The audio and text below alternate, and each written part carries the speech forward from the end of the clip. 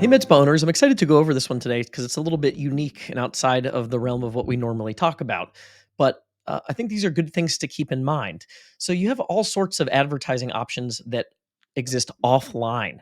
So, once you're to a point where you're maxing out kind of what you're doing with Google, Facebook, Instagram, TikTok, and you're looking for what's next, so we have this problem actually for some of our practices that are larger and really successful.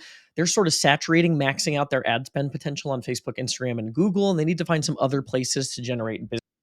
I wanted to go over offline marketing options here that you might want to consider. So this is you would do this for a few reasons. So the first thing I want to kind of explain as a precursor to this conversation is the idea of return on investment. So right now for us, for example, the reason we prioritize Facebook and Instagram ads is the first thing we spend our clients ad dollars on is because we know where we can get that's where we can get the lowest cost of customer acquisition.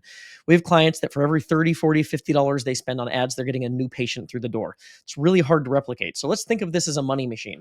Hypothetically, if on Facebook and Instagram, if that's the best, then for every dollar I put in, I have a 10x ROI. Put $1 in, 10 come back.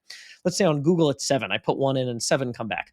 You want to max out the $1, the dollars that you put into the $10 machine before you start putting them into the $7 machine, and so on. So some of these things from in terms of offline marketing, they can be supplementary or maybe come later in terms of order of priority, but they can also be helpful for services that you run into policy issues with online advertising. So things like PRP, hormone therapy, sexual health, even sometimes weight loss. You don't run into the same policy issues with TV and radio advertising, for example, that you have with Facebook, Instagram, and Google. So it can be a good alternative to those platforms. And it also helps you reach a level of omnipresence to just supplement what you're doing already. Once you reach the point where you're exhausting those other platforms, like I mentioned. So let's go through our list of ideas here. Idea number one, every door direct mail. So sending direct mail to targeted zip codes with a promotion or an offer for services can be really, really effective. I recommend getting a nice big standalone mail piece and not paying for a small mention in a book like a Val Pack or something like that. If you're going to spend money getting into someone's mailbox, you want to make sure that you're just like with our ads, attention, interest, desire, action, you want these things to stand out and grab the user's attention. Do that also with your direct mail.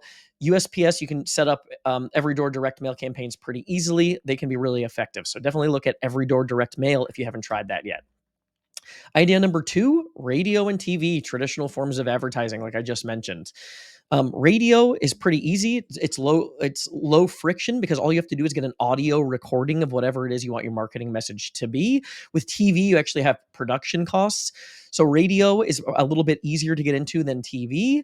TV, once you make a commercial, you spend a lot of money to develop that commercial. You're stuck with it. If you want to change and have those radio ads evolve, you have a little bit more flexibility. So I'd actually probably put radio first in terms of order of priority if I had to, between radio and TV. But looking to traditional media can be a great place to go. Um, Print. So you've got upscale magazines probably in your town or your city where your target customers might be paying attention or they're scattered throughout town. Same thing with that I mentioned with the every door direct mail. You want if you're going to do this, you want something that stands out. So the clients that I've seen get the best results, they pay for like the first large insert inside of the magazine, the largest full page section that comes in at like page 1 or page 2, or they're getting the entire back cover. So I would recommend doing that as opposed to getting a small square somewhere deep buried in deep in the magazine. So print. Number 4 here, billboards.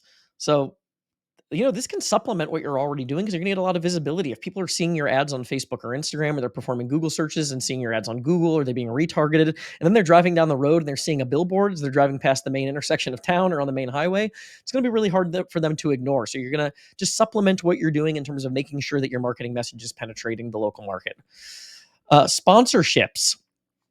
All sorts of ideas for sponsorships, local meetups that align with your target demo. So where does your target demo you can literally go to meetup.com and browse through local meetups to find sponsorship opportunities. So you can pay for food, pay to get involved to sponsor those types of events and get extra visibility that way. If there are events going on in your town that you can sponsor where you're going to be able to reach and connect with your ideal target audience, those are good places to look.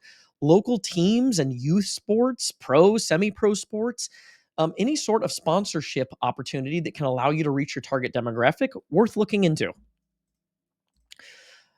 And the last item on our list today would be like what I would call guerrilla marketing, or just other forms of advertising you don't typically think of when you think of first places to spend those ad dollars. Here are some creative ones that I've seen around town.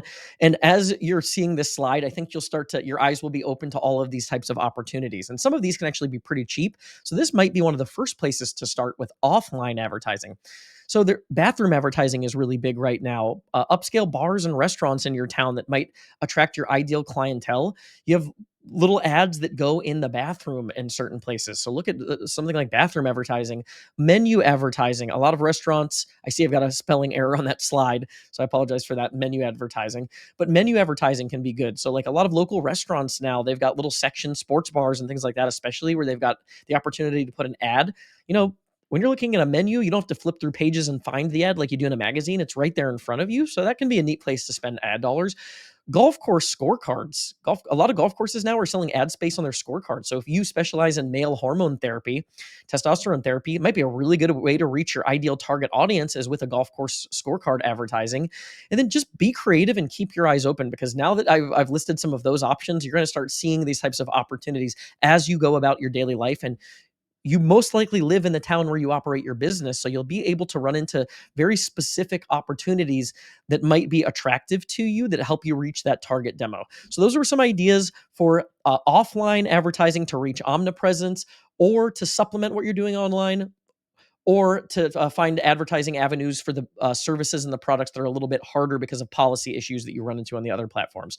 So if you've enjoyed these presentations so far, feel free to schedule a call with me. Our website is medspamagicmarketing.com. We do an hour and a half free strategy session deep dive where I'll actually go through a customized marketing plan and give you actionable takeaways to better shape your marketing for the remainder of the year. You can take that and run with it. And if you decide that you want help, we obviously have a service proposal that we can send you that's attached to that presentation. But it really is jam-packed with value. I get great feedback when we do those strategy calls, and I have a ton of fun doing them. So if you're interested, visit our website, medspamagicmarketing.com, and I'll see you on the next video.